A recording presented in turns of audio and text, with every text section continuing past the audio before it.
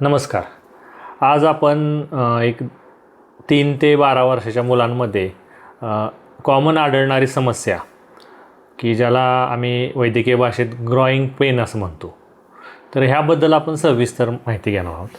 बऱ्याच मुलांचे किंवा लहान मुलांचे किंवा लहान मुलींचे पालक आपल्याला ही समस्या घेऊन येतात आणि मग त्याचं एक्झॅक्ट कारण माहीत नसणं किंवा उपचार व्यवस्थित न घेतल्यामुळे ती समस्या जात नाही आणि मग त्या मुलांचं लाईफस्टाईल डिस्टर्ब होतं, पालकांची झोप डिस्टर्ब होती आणि मग दुसऱ्या दिवशी मुलांची शाळा सगळं डिस्टर्ब होतं. तर ह्यासाठी ग्रॉइंग पेन म्हणजे काय, तर हे एक 4 ते 12 किंवा 3 ते 12 वर्षाच्या मुलात जेव्हा वाढ होत असते, वाढ होताना जे पाय दुखतात किंवा एक्झॅक्ट तेच कारण नसते पण त्याच्याशी 4-5 कारणं निगडीत असतात. अशा 4-5 कारणांचा अभ्यास आपण करूया. तर ग्रॉइंग पेनमध्ये लक्षणं काय काय असतात ते आपण पहिल्यांदा बघूया. तर साधं आणि सोपं एकदम लक्षण जे आढळतं की मुलं झोपलेली असतात आणि एकदम उठतात आणि माझं पाय दुखतात म्हणतात किंवा पाय दाबायला लावतात किंवा झोप लागत नाही म्हणून पाय दुखतात म्हणून झोप लागत नाही. शक्यतो गुडघ्याच्या खाली पायाच्या गोळ्यामध्ये मागच्या काफच्या भागांमध्ये पाय दुखत असतात. बहुतेक वेळा दोन्ही पाय दुखतात, शक्यतो एक पाय दुखत नाही. ही कॉमन समस्या आहे. पेशंट दवाखान्यात येताना असं सांगतात की बाबा माझा मुलगा रात्रीचं झोपत नाही, पाय दुखतायत म्हणून झोपतो, मग त्याला पेनकिलर द्यावं लागतं किंवा त्याला काय चोळावं लागतं, त्याशिवाय की त्याला झोप येत नाही. तर ही कॉमन समस्या झाली. तर ह्याची कारणं काय काय ते आपण जाणून घेऊया पहिल्यांदा. तर पहिलं कारण आहे अनुवंशिकता. बऱ्याच आईवडिला त्यांच्या अनुवंशिकतेमध्ये असतं त्यामुळे दुखतं. दुसरं महत्त्वाचं कारण आहे मसल स्ट्रेच. म्हणजे मुलांचं जसं वय वाढत असतं 4 ते 12 किंवा 3 ते 12 ह्या मनात हाडांची वाढ जास्त होत असते लाँग बोन्सची. त्यामुळं त्याच्या मागं असणारे जे मसल असतात त्याला स्ट्रेच पडतो, मसलला ताण पडतो आणि ती वाढ आणि मसलची जी लेंथ आहे त्याला ते जुळवून घेता येत नाही. त्यामुळं ते जेव्हा रेस्ट पोझिशनला येतं तेव्हा ते दुखतं. शक्यतो हे दुखावा फक्त रात्री असतो, दिवसात मुलं ऑलमोस्ट नॉर्मली असतात. नंतर काय होतं, हे पहिलं कारण झालं. दुसरं काय की जी मुलं अतिशय खेळकर असतात, भरपूर खेळतात, दिवसभर भरपूर दंगा करतात, इकडं तिकडं उड्या मारणं, त्यांच्यामध्ये पण हे कॉमनली आढळून येतं. तिसरं आणखीन काय की जे मुलं ज्यामध्ये विटॅमिन डी कमी आहे, ज्यांच्यामध्ये कॅल्शियम कमी आहे, अशा मुलांमध्ये पण हे आढळून येतं. तर ही मेन 3 ते 4 प्रकारची कारणं झाली की ज्या मुलांमध्ये हे आढळून येतं की त्याचं कारण हे असते.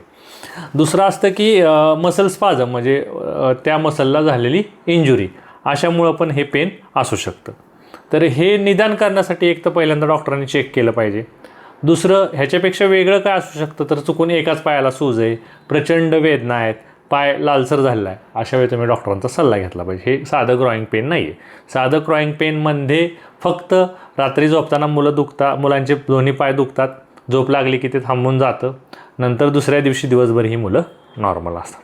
तर अशा पेशंटमध्ये तपासण्या काय काय कराव्या. बऱ्यापैकी तपासण्या नॉर्मल येतात, तरी CBC म्हणजे रक्त वगैरे कमी आहे का हे बघावं लागतं. युरिनमध्ये दुसरं काय प्रॉब्लेम आहे का ते बघावं लागतं. नंतर विटॅमिन D3, कॅल्शियम आणि विटॅमिन B12 ह्या कॉमन 3-4 तपासण्यात ह्या जीवनसत्वाची कमतरता असलं तरी असं होतं.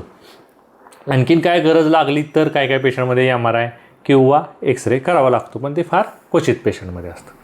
तर अशा पेशंटमध्ये आपण आहारात काय काय काळजी घ्यायची, तर B जीवनसत्व, D जीवनसत्व आणि कॅल्शियम जास्त असलेला आहार घेणं, ओमेगा 3 फॅटी जास्त असलेला आहार घेणं, मग ह्यात हिरव्या पालेभाज्या, मोड आलेली कडधान्य, तूप, नंतर दुधाचे पदार्थ आणि ड्रायफ्रूट्स ह्या हेल्दी गोष्टींचा समावेश करावा. जंक फूड टाळावं. जंक फूड टाळल्यामुळं पण ह्यात बराचसा फरक पडून जातो.